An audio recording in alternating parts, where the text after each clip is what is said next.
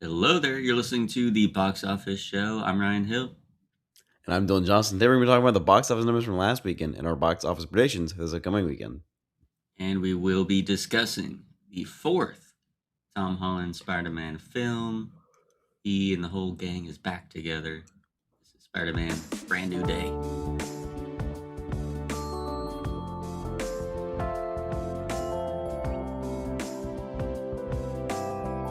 All right, let's do our box office breakdown for July 31st to August 2nd.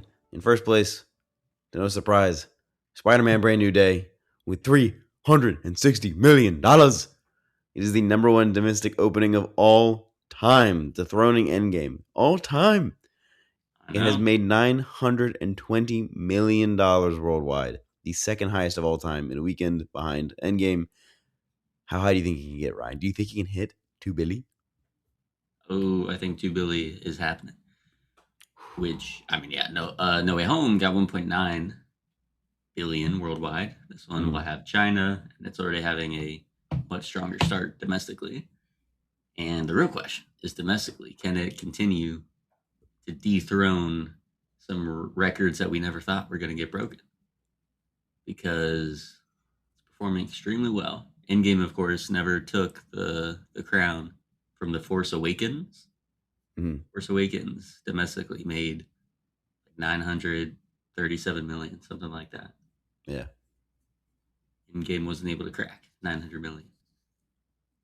Can Spider-Man Brand New Day, after 11 years, dethrone The Force Awakens to become the number one film domestically of all time? Maybe. We'll see. We'll Could find out in a happen. month. So we'll see about that. And then also, of course, 1 billion domestic is on the table. Never achieved by any film before when we don't adjust for inflation. So this could be an insane run for a Spider-Man film that we all knew was going to be big, but no one thought it was going to be this big. This is crazy. It's huge. Huge. I told you. I told you it was going to be huge. I mean, again, I agree it was going to be huge, but not record-breaking huge. No one had that in their cards that this I was going did. to do that. That's why I picked it. I picked it You did over not. Avengers for this reason. I knew it. No, because you would have said the bold claim on the thing. You can say it would have made more than Avengers Doomsday, but you didn't say it'd make more than freaking Endgame. So, Well, I didn't think it was going to make more than Endgame, but yeah. my goodness. I knew it was going to be huge. The Odyssey, with 51 million, helped propel this weekend to the highest domestic weekend we have ever had at the box office. Over 420 million total, Everybody which went to the is movies. insane. Yeah. So Odyssey holding really well in its third weekend. Domestically, it's now over 400 million worldwide. It's over 900 million. Certainly going to cross a billion this upcoming Bro, the week. box office is going crazy this year. We'll see how high it can go because it'll get up to my upper band of the predictions of 1.4 billion. Could go beyond that. Might surpass Top Gun Maverick, Barbie. So it was also stuff we weren't really predicting. So that's also having a fantastic run. So yeah, Mhm. some After movies that, Toy are Story 5 lining it made up. After that, Toy Story 5 made 6.7 million. Minions and Monsters falling behind with 6 million. Moana with 5.6 million. Hades Town the musical with 2 million. The Invite 1.2 million. Evil Dead Burn 750,000. I Want Your Sex, the Greg Araki film, 634,000. And Young Washington with just over 500,000. So it's been a while since we've had in our top 10 films drop below 1 million. It was definitely a more frequent thing as we are coming out of the pandemic, but all the attention got sucked up by Spider-Man and the Odyssey, so these later films really dropped down. But yeah, still an astonishing weekend overall. And our predictions for August 7th to the 9th, Brand New Day. What do you think it's going to take in its second weekend? Um, That's a good question. Obviously, I think it's gonna have a pretty hefty drop. It's a Marvel movie. It made a fuck ton of money. But I think the love is there. I think people will want to see it a second time. I think people will be going back to the theater to see it again. I think it's gonna make 120. Be a sizable drop. So Yeah. 180 would be cutting it in half. We know Hmm. Marvel films in general tend to be front loaded. So, especially with an opening Yeah. this huge, yeah, I think it'll take a big drop. That would be insane. That would put it at like $1 billion trajectory if it somehow held at 50%. But yeah, I'm gonna go with Hmm. 138. There's no way it's gonna hit 50. 138 Okay. million. I think it's It's a good very shot. specific, It can but get okay. over 140 million, but yeah, no, I just think a lot of people have seen it in this week. Hmm. So I don't know that the weekend will be as astonishing, but we'll see. It has Yeah. been a surprise so far, but it does have Yeah. some competition. Super Troopers 3 coming out this $1 weekend. billion opening weekend. What do we think this film will get? I think it'll make like 12 to 15. All right. Yeah, I think somewhere around there. I'll probably put it at 10 million. And then One Night Only. Okay. What do you think One Night Only will get? Sub 10. Sub 10. Sub 10 million. Tragic. But I agree. Yeah, I think it'll Just be too much competition 8 right million. now. Not enough advertisements. I don't think people really care to see a rom com right now. I'm going sub 10. Fair points. Fair points. All right. Let's dive into the main topic, Spider Man. Brand New Day. The fourth Tom Holland film. Dylan, what are your initial Mhm. impressions? It's fun. I thought it was a fun movie. I had fun watching it. I didn't really have too many qualms with the plots or anything like that. I just had fun, I guess. I mean, it didn't blow my mind or anything. There were arcs for Spider-Man, which is cool. None of the other characters really got arcs, which is fine. But uh except for I guess, the main villain. But, it was fun. I had a fun time. The action was good. A lot of the way it was shot was really cool. A little bit newer. You got a new director in the chair. It definitely feels like it's a new director, which is cool. Um, yeah, it's just a good time. It's not. It doesn't like blow my mind or anything. It's certainly not. Highest grossing movie of all time material. So the performance is crazy, but it's fun. I liked it. Yeah, yeah. I agree with pretty much everything that you laid out there. So, yeah, as you said, new director. It has been 5 years since the last Tom Holland film. And at that point, they were cranking them out every two Mhm. years. Even with the pandemic, they were like, we're going to keep the schedule, bring all the other Spider Man in. But here they took a little bit of an extended break. And then I think on the heels of No Way Home, we both were excited of them finally bring the character to its basics, where it's like, okay, doesn't really know anyone, he's completely broke, Mhm. and all he has to focus on now is just Spider-Man. So it's like he's starting over, he's resetting, and I thought it was a very compelling entry point into the next trilogy that they were going to do, which we assumed is going to be a college trilogy, but kind of skipped all that. They're like the end of their college years, and we get a little montage at the beginning of the film to show some of what he's been up to over the 4 years.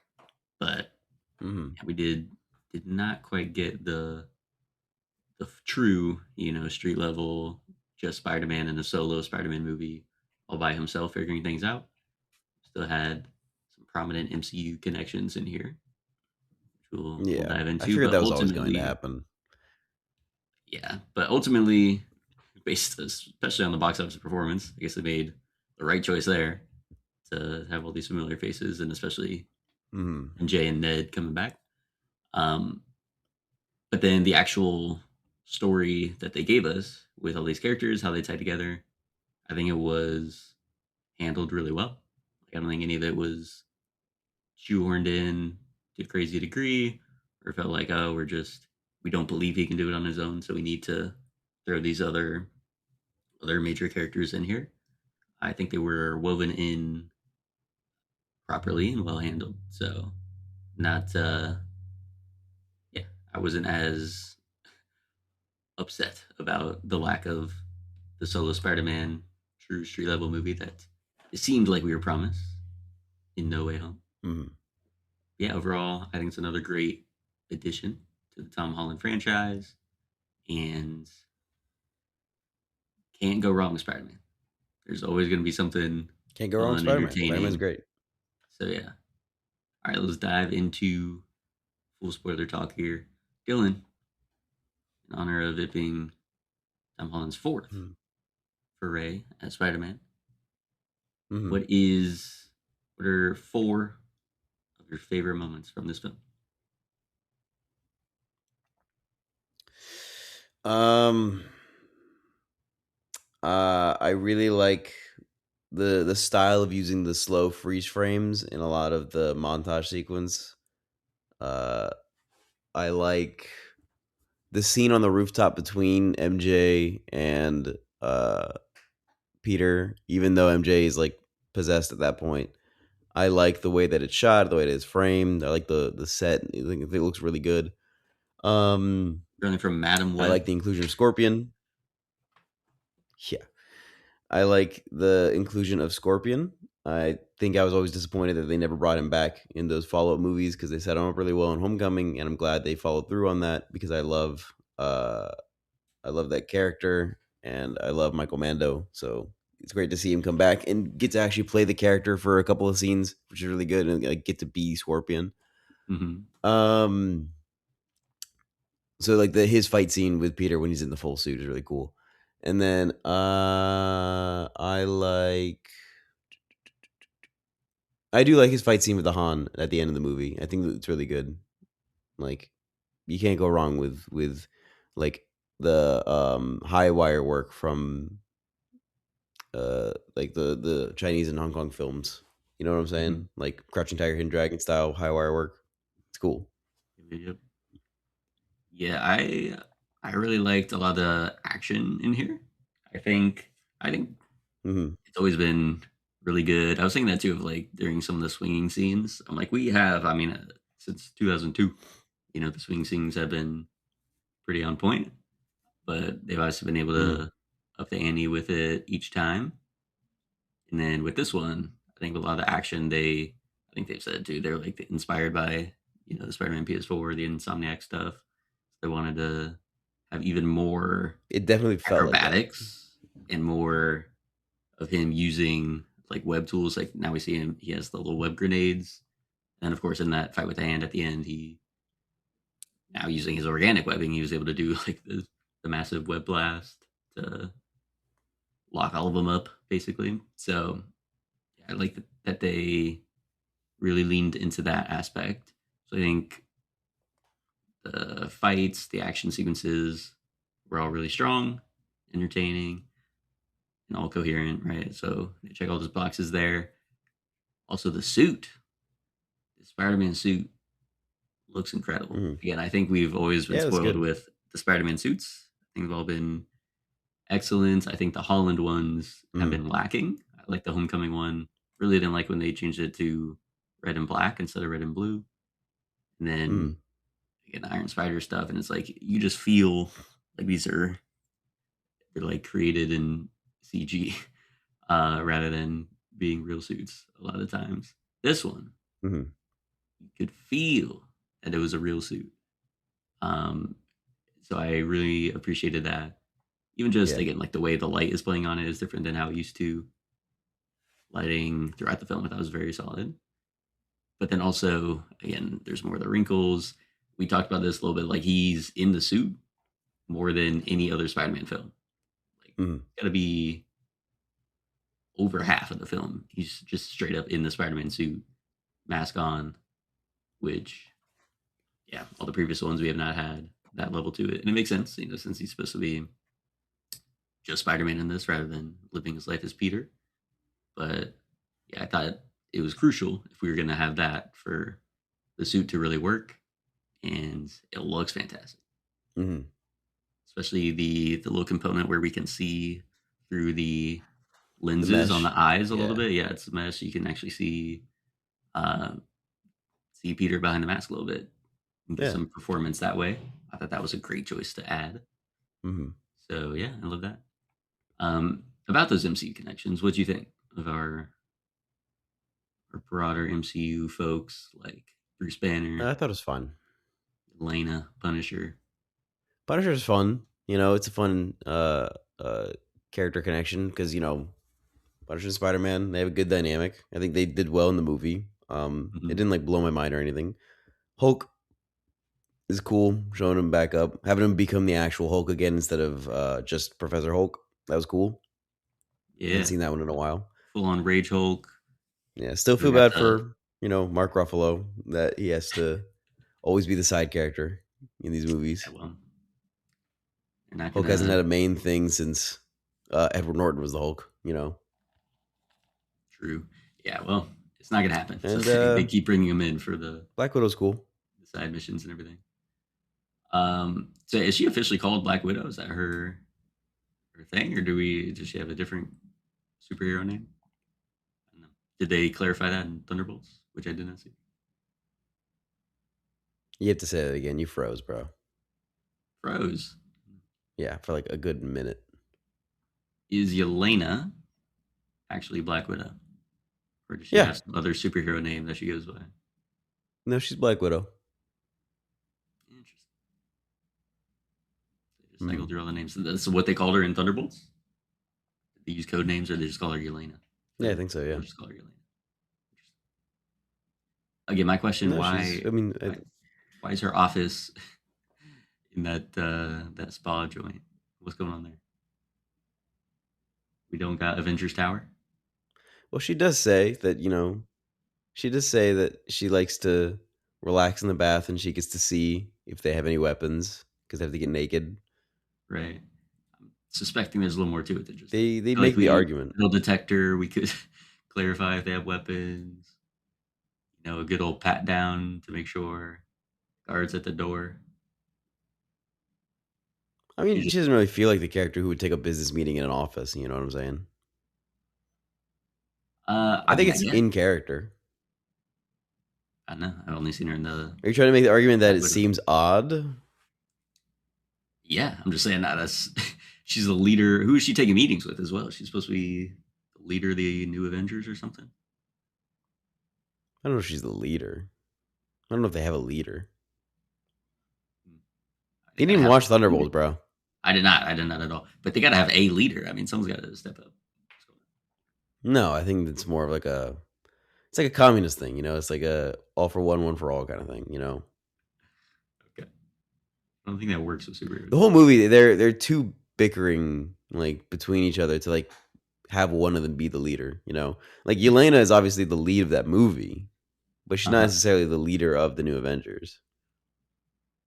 Interesting. Okay.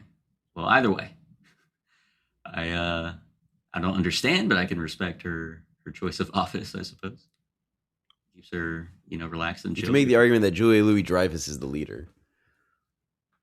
True, but She didn't we forms not the like her? team. Wasn't she like sus? Did we not figure that out in She Thunderbolts? is sus. She's big sus. Yeah, but she's the one that forms the team.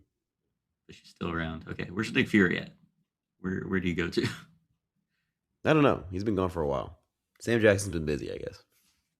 I suppose so. Maybe that'll be answered I don't in know anything his they're doing in the upcoming MCU films. anymore. We're gonna see the culmination of a bunch of what the fuck is happening in Doomsday. We're gonna see how that all comes together into a bunch of nonsense. True. So yeah, the This is look. why I'm not excited for Doomsday. It'll be fine. It'll be fine. There's just a bunch of Um, bullshit up in the air, and then they're gonna tie it all together by bringing all the main actors back. And it's like, well, then why did you throw all the bullshit up in the air? well, because they were trying to figure things out, and then they realized they couldn't do it. Some things failed that they didn't want to fail. Some actors got into some hot water that they needed to be chill, so they had to pivot. This is what we get. But yeah, I think I love Yeah, Florence Pugh, and the Elena character has always been interesting, even though I haven't seen everything she's in. So I liked that portion of it. Punisher, John Bernthal, so he's great. mm-hmm. Never seen him in any of the other stuff. Didn't see the Punisher special. I haven't seen any of the Daredevil Mm-hmm. stuff, but I enjoyed having him in here. Again, I feel like just because Did you watch the original Punisher show? the types of Bernthal roles, no, that he's had, it Mm. wasn't really hard to buy into what he was doing here, and I do like the dynamic that he and Spider Man have. There are different approaches to things. He's definitely a little more hard edged with everything, but yeah, I like that. Mm-hmm. And then I think the inclusion of Bruce Banner. Again, this was one of those where in the trailer I was like, Brad, really? Just let Peter be on his own. Let him figure things out without any help. We've always had at least one mentor character from Mm-hmm. some other MCU character coming in. So it's like let him just handle it on his own. But the inclusion makes sense. Like the way they treat the story and the problem that Peter is having with his arachnid hormones going crazy and needs to figure a way to Mm-hmm. settle those down. There is a clear parallel between, what has been going on with Banner and how he's been able to control and lessen the influence of Hulk. So Mm-hmm. it makes sense. I think that does make sense. Has he always had the inhibitor thing though? I thought with Smart Hulk he had like No, that's new to this movie. figured out. This Yeah, is okay. new to this movie. Because remember, the last time we saw him, he was just Professor Hulk. This is the first time we've seen him in a while. It's just Mark Ruffalo, Mm. Yeah. from what I remember. Because what was the last thing he was in? She-Hulk, I guess. So maybe he had Yeah, the inhibitor in She-Hulk. I don't know. I didn't watch that shit, I didn't either. But yeah, he but I was could have Mark sworn he Ruffalo was in just that. Professor Hulk in that. I think he was Ruffalo. Was he? But Okay, he might have yeah, had the inhibitor in that. I have no idea. everything he's in, I did not watch that shit. he's either he's a chill version, and then something goes wrong, and then he becomes Hulk, and then gets back to a chill version, and he's always asking, "Did anyone get hurt? Did anyone get hurt?"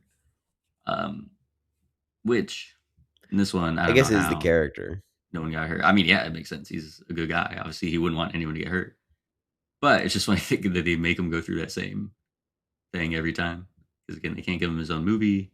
They still need Bruce Banner, the Hulk, around, but everyone wants to see the Hulk go crazy. They want to see the big green the monster come out. So Mm-hmm.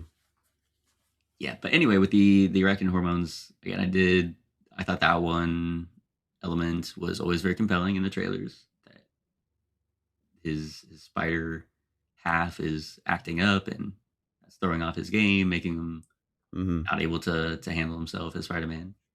And Yeah, it's like a post coming of age story. yeah, well, and so that was my He's like come of question. age and needs to learn how to adapt to it. He's like this is very applicable to me. He's having like his like quarter life crisis. You know what I'm saying? Well, there you go. So and it matches with part of what they did in Spider-Man 2, right? Where it kind of came on from emotional turmoil in his life. Mm-hmm. My question Right. though, is the way the trailers post it initially, and then they sprinkle it in here of like we're just watching that one video of the spider molting or whatever. Mm-hmm. But they're like, oh yeah, there's 3 life stages for the spider. So is this always going to happen in this world, or was it truly just like he's so depressed or off his game that now the spider hormones started acting up and they were just I never going to think reverse. Like, even if he chilled out, like it was always going to be now he has to have organic webbing and that sort of thing. I think they do imply that the hormones are acting up because of like excessive stress and PTSD.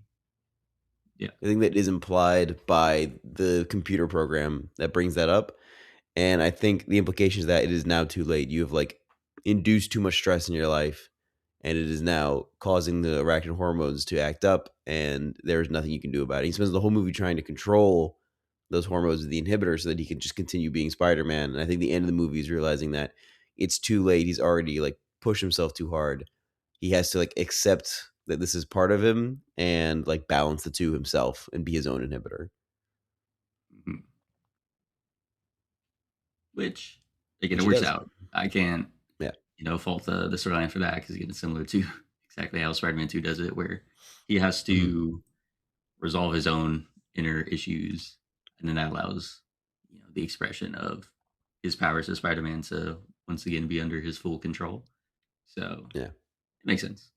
But yeah, I was just curious if that, like the way they were pitching it initially, if it's like this is just a really intense version of what he was going through, where instead of losing his powers outright, like his powers get amped up, and then yeah, if it was always going to be something they would have explored, or is just sort of a shortcut to showing, yeah, he's super stressed out and needs to find balance in his life.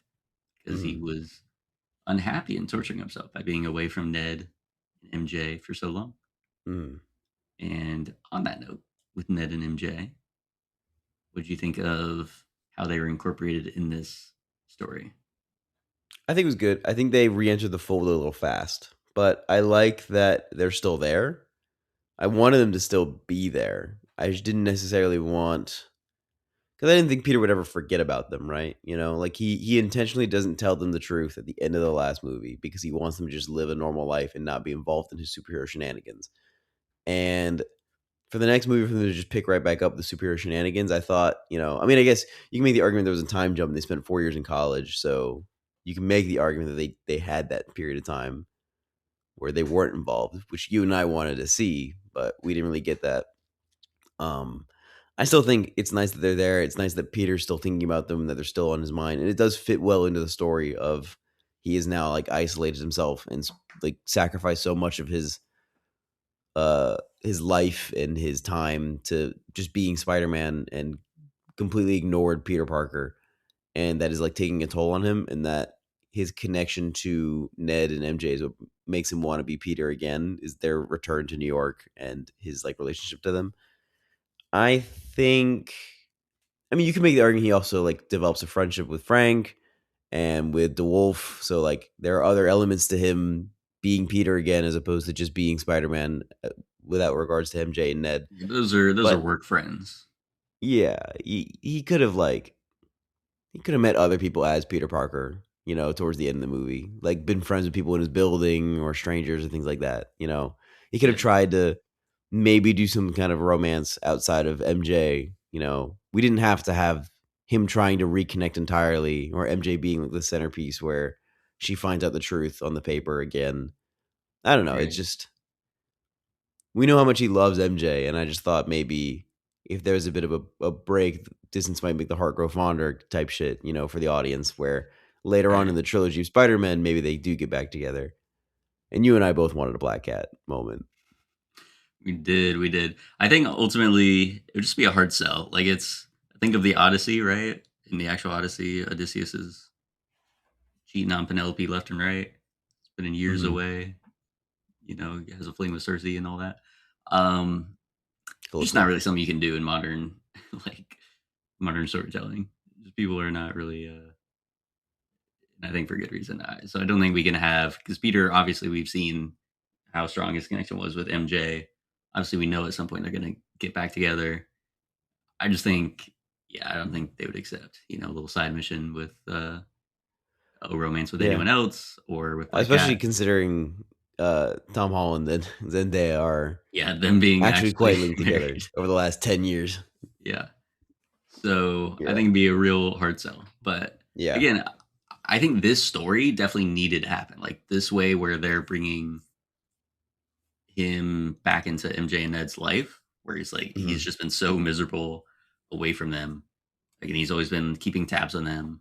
And then the moment that he like has this authentic encounter out in the real world, like him and Ned are in the same store, and he's like, okay, I'm gonna go and check in on them in person. So there's clearly that urge that he's constantly fighting, which is I want to be their friends again. I want to be in their lives. And so this is a great way to tackle that and like Mm-hmm. have her read a note and everything. Like this is the story that we needed, where he has to accept, I can and should in fact have a life as Peter in addition to being Spider Mm-hmm. Man. Definitely a necessary story. I just Yeah. still there's some part of me that's like, but what if this was movie 5 and movie 4? We got again Spider Man purely on his own, no other MCU people, no help from anyone, and throw the Black Cat in there as the temptation, but he'll rebuff, right? We still get that strong connection to MJ, right? So he'll be like, no, can't do that. But we don't actually have any interactions with MJ or Ned, just on his own. I don't know. I don't know what the character arc would be in that film. 'Cause we would still need him at the end to be, miserable and everything. But I would have loved to have something like that. Mm-hmm.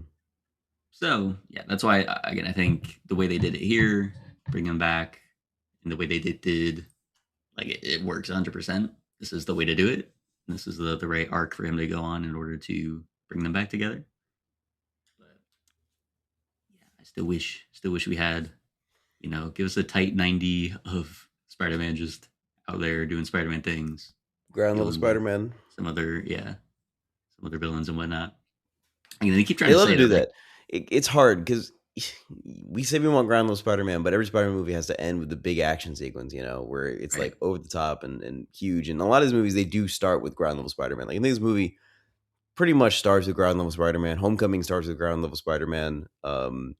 Spider-Man 1 and 2 both have ground level Spider-Man. Amazing Spider-Man starts with ground level Spider-Man. They all end with big bombastic action sequence because you have to. It's an action movie. He can't just sure, be ground level Spider-Man the whole time.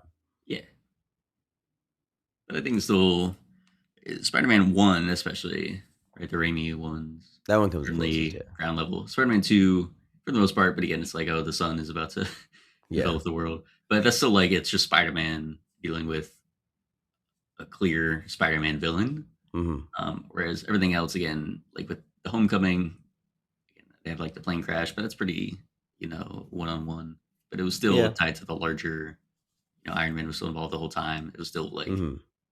the reason this But that villain one's is here is mostly like because of he Iron Man, is, not Spider-Man. So it's just yeah, less tied to. I just want to like Spider-Man is dealing with a Spider-Man issue. villains or people that are only focused on Spider-Man, only focused on New York, and we Yeah. just see that play out rather than again the world-ending stuff. But even in this, where it's like, I mean, we got a telepath running around and everything. Like that's still pretty major stuff. They keep saying it was small potatoes, but I'm like, I don't know about that.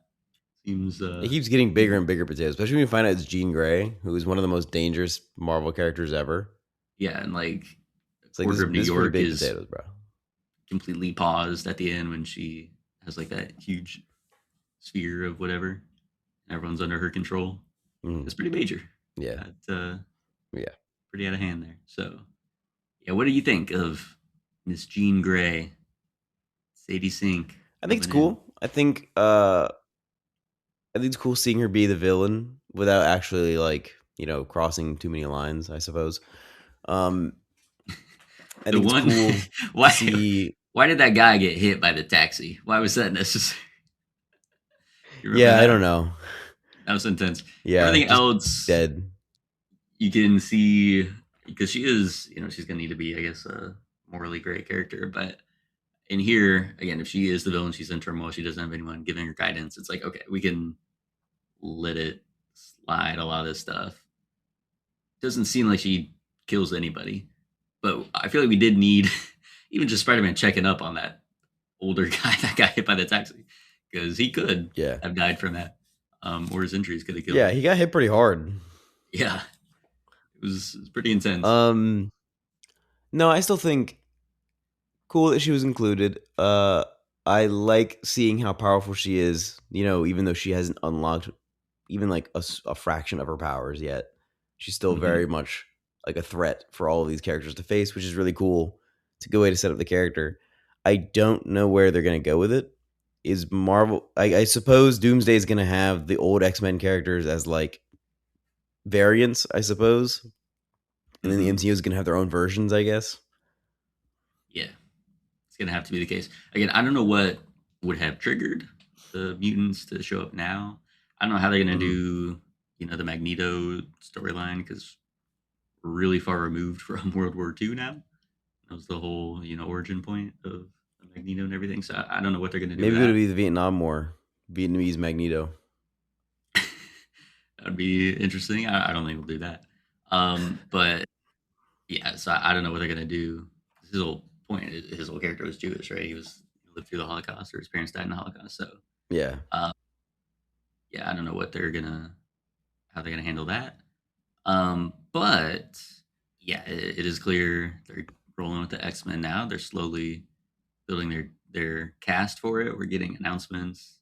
I think they just announced Cyclops is going to be Kit Connors. Cool.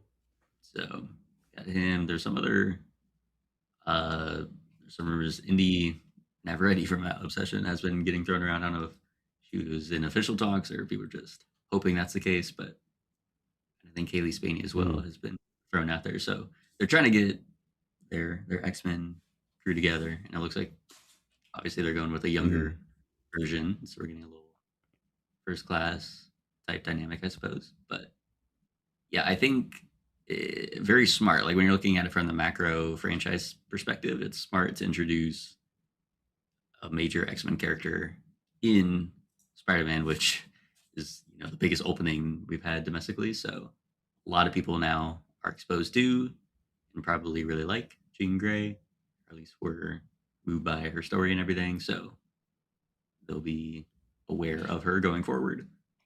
And then Mm-hmm. yeah, I don't know. Doomsday, I'm sure Secret Wars is when they'll really try and tie some of these things together. Um, Yeah. to the passing of the baton for the X-Men.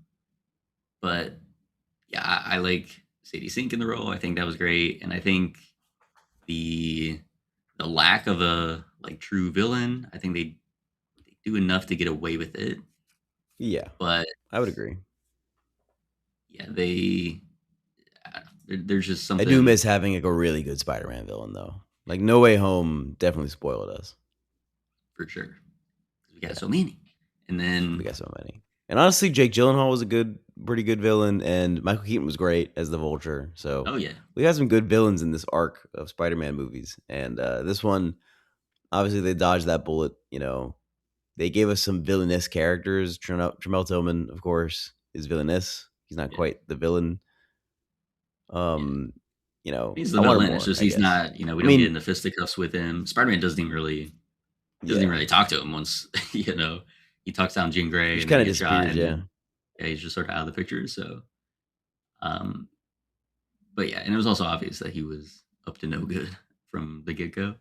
But Mhm. yeah, this was ultimately, Jean Grey was functioning as the villain, but we know, there's good inside of her, and then Spider-Man's going to help talk her down, bring her to the good side for a bit. So yeah, I think they handled that well enough.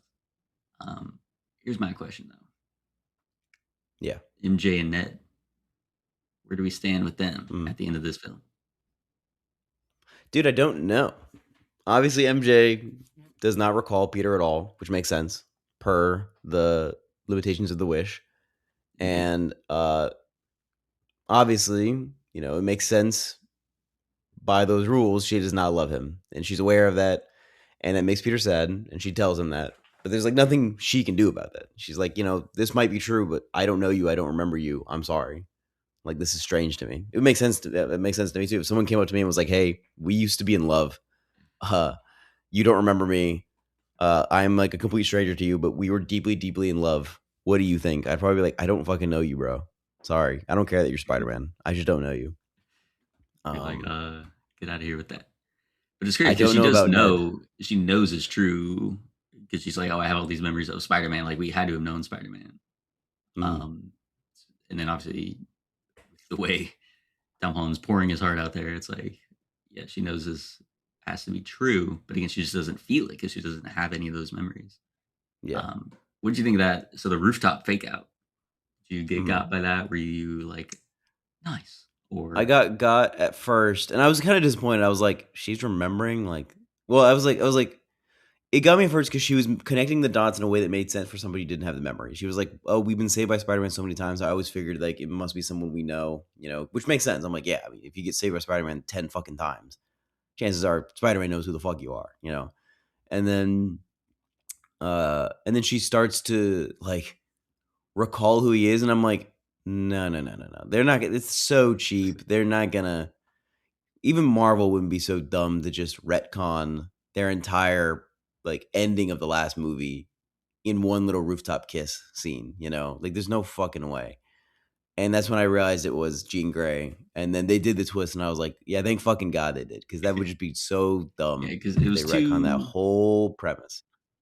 It's too would have easy. been too quick for that to happen, too Yeah, easy, for as you sure. said. So I was like, yeah, something's wrong here.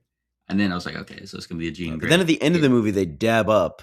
At the end of the movie, he and Ned dabs up, and Do a little you handshake say thing. I said that it's possible they're trying to do like a doop de doop and just make it be like, oh, he realizes that this is the Peter that MJ was talking about, like this is Spider Man, like him recognizing that this is Spider Man in front of him. And you were saying that the implication is that he's remembering who Peter Parker is, Right. and if Or that's the he's at case, he may What not the be fuck? remembering like, oh, I know who Peter Parker is and I have all my memories, but he's knowing that like, oh, like this is Spider-Man and I was friends with Spider-Man. It would have to be that level. Because Mm. when he says the name Peter, that should have been the one that like, set alarm bells off. But now they're doing the handshake thing. So then if the dots are connected where it's like, oh, this guy is Spider-Man, I think it also has to be that, oh, I was friends with Spider-Man. Like I knew this guy somehow. Mm. I think that's what it has I to be. don't But know. It just seems bizarre. Some if people are arguing that maybe Jean Grey went in their minds and like moved some memories around to like try I don't know and about that. dislodge them My or argument something. I don't know. is why did we have a telepath character who can enter people's minds, and then we didn't end the movie with Jean Grey saying, "Sorry for all the stuff I did. You want MJ and Ned to remember you? I can make that happen." And then they'll like sit down. They'll be like, "I do want to remember." But And then at the she goes same in, and time, then when she's in MJ's mind, she does say, "Wow, there she was could be literally lying. nothing of you in here." She could be lying. She could have been. She was being Okay, very vicious. I mean, she tried to throw I guess Zendaya off the freaking roof. Said, "Yeah, touch her, maybe feel her. This is the last time you're ever gonna see her." And it's just tries to kill crazy. herself. She was being a little vicious there. So I can believe that she's like, yeah, the pain that me saying she doesn't remember him would cause would be good Hmm. enough to do this. So yeah. And then even if that's the case, like again, I'm sure she's more powerful now, so she could dig deeper and find wherever those memories are held Hmm. and undo some of the stuff. It's just like a crazy missed opportunity because like if they now don't actually remember Peter, and then we had a telepath and now we don't, and it's like then when are they going to get their memories back? Because I don't like this thing with the amnesia plot lines. I always kind of hate it. Um, Yeah. because I never like the reset where it's like, oh, now we're starting from square one and now we're gonna like be friends again. But it's like Did you it's a like the weird James dynamic. Franco amnesia plot point in Spider-Man 3? It's the worst part of that film. It's ridiculous. But I think I don't know. I think they had such a great opportunity to believably have their memories be undone, and then they just decided not to do it. And then we ended with the handshake thing, which is left kind of ambiguous. But again, it feels weird to have him choose to like, yes, I will be Peter and Spider Man, but then also not, get to have his friends back with all their memories. Just feels a little weird. So hopefully, I don't know. Yeah. I don't know what they're gonna do to to correct that in the future, but I do hope they get their full memories back rather than Yeah. they just don't remember any of their Just shared starting history over, yeah. together. They just Be start over weird. their friendship from square one. It kind of reminds me of like it makes me sad in Guardians 3 when, Gamora is dead, but then they have the new Gamora in there. But of course that Gamora just doesn't have any of the memories. And so there's just Right. no connection there. And it's like, well, this just makes me sad to watch. Mm-hmm. Like all that history is gone, but it's the same actors. And they're playing the same characters, but all the history is now gone, and one of them is just super fucking sad. True, but see that would make sense because again, there's no way for that Gamora to like No, conjure of up course. that same feelings in history because they're different people. But this is MJ. Like this is like she is the same person, but now she just doesn't. It's just a huge gap in her memory and feeling and history and all that. And it's like Huge. that's not right. That should be rectified. Um, I don't know why they didn't. I don't know why no one pushed for it. Mhm. But what did you think the whole Yeah. Aunt May sequence?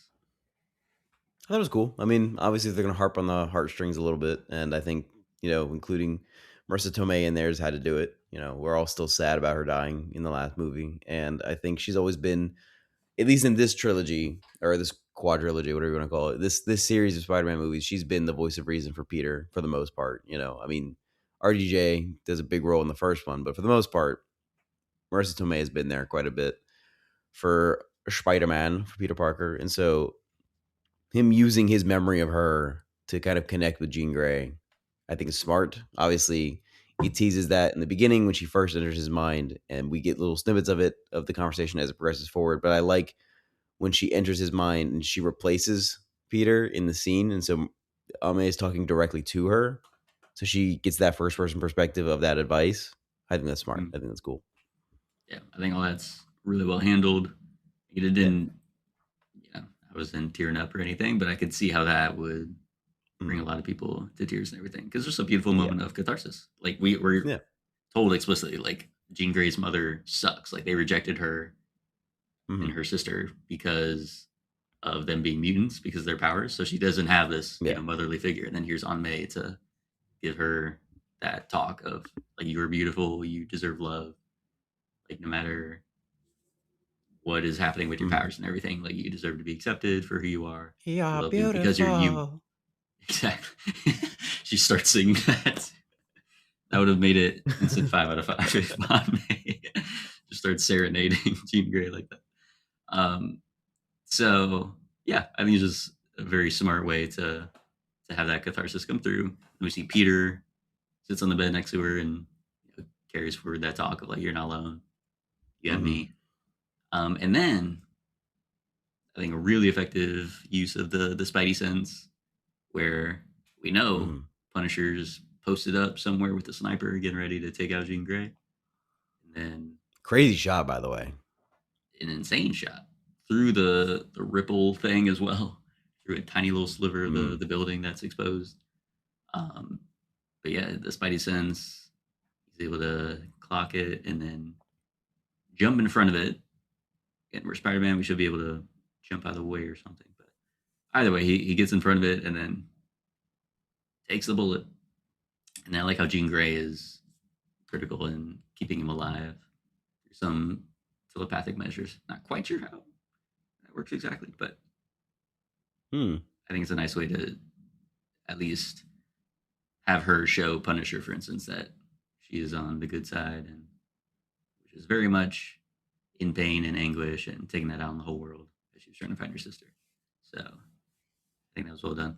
What did you think of, because Peter even said, he was like, this is unforgivable, what you did on the rooftop where she was pretending to be MJ. And obviously Spidey, comes around and forgives Jean Grey. How'd you feel? Would you forgive that? Would you be like, yeah, I mean, this is classic like human shit, right? Like we always say, oh, what you did is unforgivable. Oh, like I'm so mad. Yeah, I agree with that. But it's like you learn the other person's perspective. You have empathy. You put yourself in their shoes. You realize what they're going through, and you're like, oh, well, what you did was shitty, and I'm not gonna like dismiss what you did, but I understand that you're in pain, and I understand why you're doing the things you're doing. Yeah, I get it. Agreed. I think Spider-Man of all people, he's got a great big heart, so I think he for sure would be one to come around and be like, look, I understand. Yeah, he's experienced so much loss as well, so he would understand how that changes you. And we saw as well in his Scorpion fight, and he has the arachnid stuff going crazy. He's got roid rage, basically. Like, this man had no limit for a bit there. He was thrashing Scorpion around, threw him into a police car, and almost killed some random officer that was pulling up to the scene. So he had completely lost control of himself as well. Yeah. So I think they do enough there to show, like, it's not like he's immune. Obviously, there's some other stuff going on there. It's not like his full choice to do it, but yeah, it just shows sometimes things get a little bit out of hand. So he's willing to extend some grace to Jean Grey for what she was doing. Now, to be fair, I don't know what doing that with Zendaya had to do with finding her sister. But I guess she just thought Spider-Man was like an obstacle to her doing that, so she wanted to throw him off his game or something. But yeah, I think Spider-Man's forgiveness there definitely is in line with his character. I think it's a great message to send. So yeah, I really appreciate that inclusion there. What do you think the big Hulk fight, Hulk and Punisher? I thought it was cool. I like a lot of the shots they do. They do a lot of those like slow frames again to kind of really get us to sit in with the action when Hulk is charging and Spider-Man is pulling Frank along and Frank is shooting at the Hulk as they're sliding under. It looks cool. Obviously, I think Frank is very bold for wanting to fight the Hulk. I mean, he is just a guy with a gun, like a really well-trained guy with a gun. And this is the Hulk, man. This is like the epitome of strength in the MCU is the Hulk. Like he could stand up and go 1-to-1 with Thanos, and pretty much almost hold his own in that. Thanos, who had like 2 Infinity Stones at that point, still held his own. This is the Hulk, man. It's the Hulk. Indeed. You ain't gonna do shit, Frank. You're not gonna do fucking goddamn shit. But if he keeps yelling loud enough as he's walking towards him, like he kept because he's just pulling the trigger and walking forward. So like there is no actual physical exertion from him, but him just It's just to hype him yelling up. as he's doing it. It's just to hype Yeah, himself up to do something that he knows is a suicide mission. for sure. It So is kind of disappointing that like the bullets he's firing at the Hulk is actually making the Hulk like stall a little bit. Like it's stalling him slightly. Like this is the Hulk. You just stand up and eat those bullets. You walk right through it, bro. Come on. yeah, I don't care for how high sure. caliber it is. They definitely. I think you and Lillian said it the best. They kind of nerfed the Hulk yet again. Yeah. Well, we were saying like they always make him a little bit smaller and everything. We did get Rage Hulk, which is good, but then even then, so I loved like the hallway He still scene. They fit kind of inside. He still fit inside like a typical office building, yeah, yeah. and his head So wasn't hitting the roof. they sort of recreate the Avengers where he's walking through, running through the small hallway. Then he Mhm. does his clap thing. So love to see that. Always great. Yeah, And then they had, which again I thought was really clever, some of the ways that they were having Spider-Man try and trap him, like keep him down, with him going hmm in and out of the building, using the webs to tie him against the building. and it The timed all the inhibitor rubble, thing doesn't work, and which is smart. then Spider-Man has to appeal to Hulk. So this is the thing. Like if he's this crazy, where now he's Rage Hulk, and then we're assuming that like this is Banner has the least control over him at this point, then how is Spider-Man getting through? I Like don't know. I brought up, or I said, I think I said it to Lily, and she's like, "That's stupid." But I'm like, bro, Hulk remembers. Hulk remembers Peter. His memory didn't get wiped, which I think would make sense because I don't think they've ever actually met. But Hulk, what other reason would he have? I He don't was like know. winning the fight. He was crushing Spider Man, and then he's like, "Bruce, you know me. I'm Peter." And then he like comes down. So it's like it either is recognition from Hulk or it's Banner in there being able to be Fighting. like, "Hey, this is some innocent dude. Let's not kill him." Um, Either way, I guess works. Like, yeah, we're not going to see Eh, Hulk go crazy forever, but it is just like what are the lengths of his power? Like, he wasn't able to control Hulk, even though he was fighting against it. Right, the inhibitor was broken. He was turning into Rage Hulk. He was trying to stop it, couldn't. Now, when he is Rage Hulk and he's just been in the heat of battle, why is he now able to like control it? Unless it is that Hulk remembered Peter. I don't know. I think it should have leaned further one way or the other, so we could have done for sure. But yeah, Hulk yeah. ends up and then he lets the rebel take him down. Which again, it's in New It's more York like a City. You tell Deus me Ex no Machina one. of just like he can't fight the Hulk forever. Like how else are you gonna stop it? I guess Yeah, that's true. because I think it's smart that like the inhibitor doesn't fit because his skin is too thick. I think that's smart. But then it's like, well, we rode ourselves into a corner. How do we get out of the corner now to where Spider-Man can go back to the main plot and the Hulk can just beat Bruce Banner again? And they were like, well, what if he just told him to remember? And they're trying to like fit into the plot of being able to control yourself as opposed to being controlled by this inhibitor. With Spider-Man doing the same thing later in the movie of controlling his arachnid hormones and saying, I am both Spider-Man and Peter. You're saying that the Hulk can do it too, but the whole thing is the Hulk can't do it. That's why he has the inhibitor. It's Bruce Banner, and when he becomes the Hulk, he is unstoppable, bro. And that is Right. like why. That's why. That's why he has the inhibitor is because he's incredibly dangerous when he's the Hulk. And to make the argument that he's only the Hulk for like 5 minutes and then just talk down, I don't know. Yeah. So I Like it was think nearly impossible for Scarlett Johansson to do it in the first Avengers movie, yeah, And they were like low key like hitting on each other. yeah, that was the second one where she cracked the code and was able to like chill him out.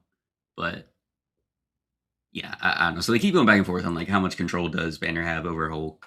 Um, and here we're so far into it, we would assume he would be able to handle it better. But again, if he loses control, goes into Rage Hulk, it does just seem weird. He's able to regain control so easily. Mm-hmm. But yeah, I still think all that rubble and him crashing down, maybe there's enough time to clear everyone. But I was like, it's a pretty big gamble that no Somebody's one's hurt, bro. walking around under there.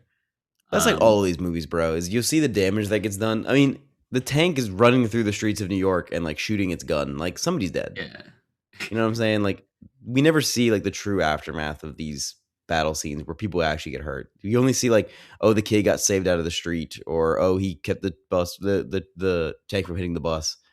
But Right, somebody's getting hit by these fucking 50 cal bullets that are getting shot out of this tank. Like, it's hitting somebody. for sure. So yeah, I did like they had one little throwaway line of they're doing a tour. She was like, "You'd never know it, but this whole street was destroyed by the battle for New York." And then, of course, the tank goes through and The starts tank destroying comes everything. through. But so yeah, I like stuff like that, where at least they're acknowledging, like, oh yeah, way back in the Avengers, remember when New York got attacked, and then every I like couple that years it gets now. attacked Like, we again. grew up on that movie, and now that is like a historical moment in the universe because it's been like Story World has been like 20 years because they had the 5-year time jump on top of everything. Yeah, You know, they did a 5-year time jump, and then they've also done a 5-year time jump on top of that because it's the college time jump at the beginning of the movie. So it's been like 20 years at least right, in Story World. right. It's been almost 20 years in real world too. Jesus Christ. Yeah, not quite that close. We're not quite. Eh, Still not we'll 20 get there. years since Iron Man, but it is. We're on the cusp of it for sure. Yeah. Um, yeah, I thought it was funny. So you saw this the second time with me the other Yeah, night. it's true. You're a little tuckered out. Hey man, I've So had a what long few months here. you really have. Um, so I just the funniest part of the movie was it was the Hulk banging on the wall, which you didn't know yet that it was the Hulk doing that. But it was just like this rhythmic banging, which woke you up. So you like lift your head as if someone like you heard someone was knocking on the door or something. So I thought that was hilarious. As far as the rest of the movie, were there any other gags, jokes, bits that you were really amused by? Um, it wasn't the funniest Spider-Man. I'm not gonna lie. So not quite. I did think there's one thing that I thought was funny. I don't think anybody else thought was funny. Nobody else laughed at it. But when Spider-Man is fighting the Hulk and Frank has already been turned by Jean Grey, he's like walking by and like the Hulk turns into like big mean Hulk and Spider-Man's intimidated and Frank turns, looks at me, and goes, "Good luck with that, Peter," and then just keeps walking.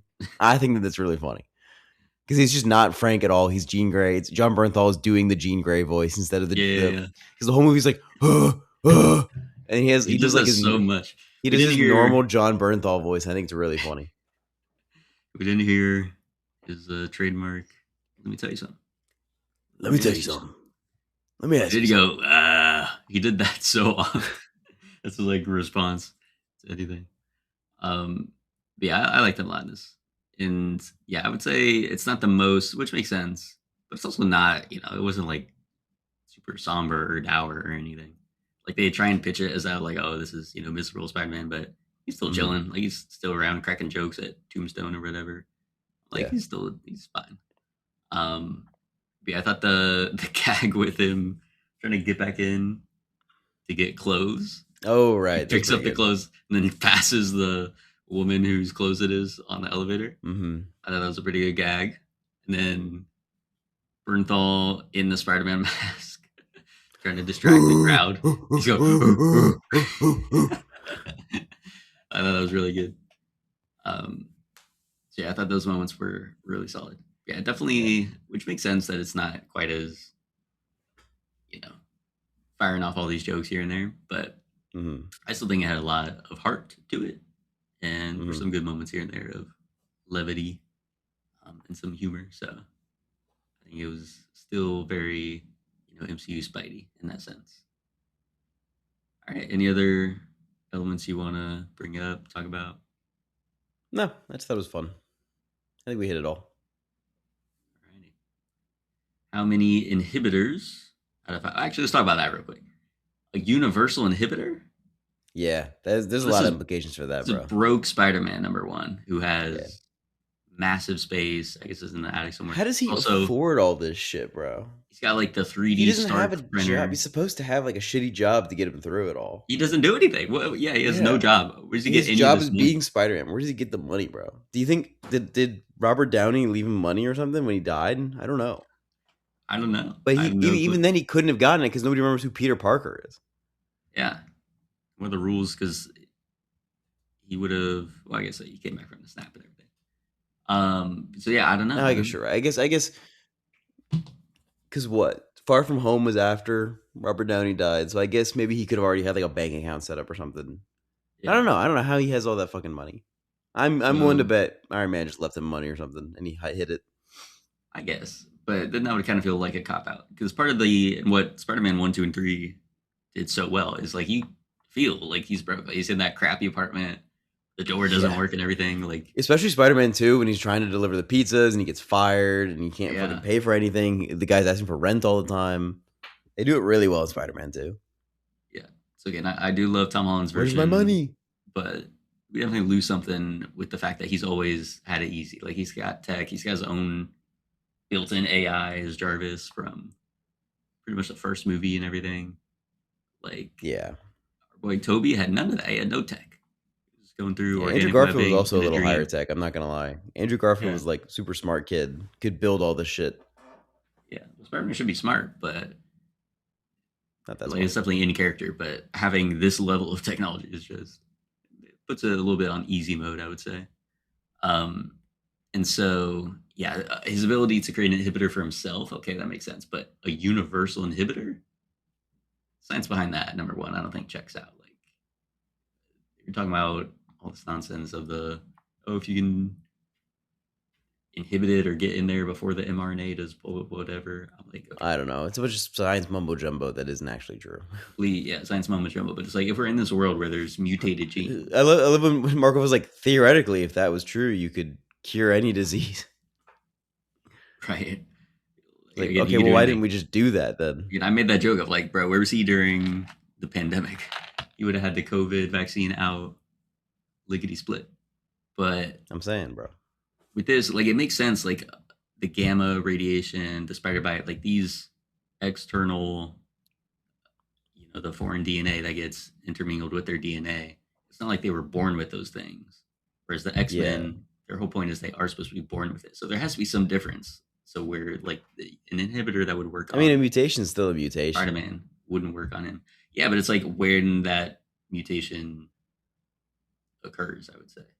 There would like have to be a difference in there. I mean, maybe not. I think Not I really. don't know, in the whole A mutation is just a mutation. Yeah, but it's a mutation where that is coded in from the get-go versus a mutation that is introduced later on. It's the same they're thing. It's just a adults? mutation. You're talking like story wise or like in real science? In real, well, this wouldn't make sense because obviously the superpowers that we're talking about. Obviously, like, yeah, people don't have superpowers in real life, but they do have like genetic mutations from birth, and then there are genetic mutations you can get later in life from, intermingling with radiation and things like that. And it's the same thing. It's just DNA that has been mutated. I mean, obviously, it's not the same. Well, sure, There's but then like, the difference then would be, and again, this wouldn't happen, but it's like, can you prevent or mitigate a mutation that manifests later in life versus one that is from birth? well, fuck if How I know. would You your- can't do either, really. Well, right, but I would say there has to be some, like, if it's from birth, then I mean that's a done deal right then and there. But later on, there'd have to be some way of, again, because we know there's some genetic diseases or whatnot, and there's ways of mitigating those, or trying to get ahead of the curve before they actually like manifest. So, Yeah. point being, a universal inhibitor is crazy that Peter Parker is able to figure out in Yeah, that is wild. 5 days. Anybody with Um, powers can be inhibited now. So any himself, Something that probably any of should the have been mutants- invented, 15 years ago. Right. That would have made, that would have been a crazy thing for the Sokovia Accords if they had inhibitors. But it's like people would have been trying, I'm sure. There would have been bad people trying to figure out that sort of thing. So I don't know. That part was a little. If they put the too inhibitor easy in the on story. Chris Evans, do you think he would shrivel up back to like skinny? Skinny I don't know. Steve? That's a good question. Does the super soldier serum, does that act as a mutation? I think so, yeah. It has to mutate his genetics. Interesting. Whatever. That's all the time we have. We'd like to. Oh, wait. We didn't rank it. You didn't give the inhibitor. You got to give the We ranking. talked How many about inhibitors inhibitors, out of 5?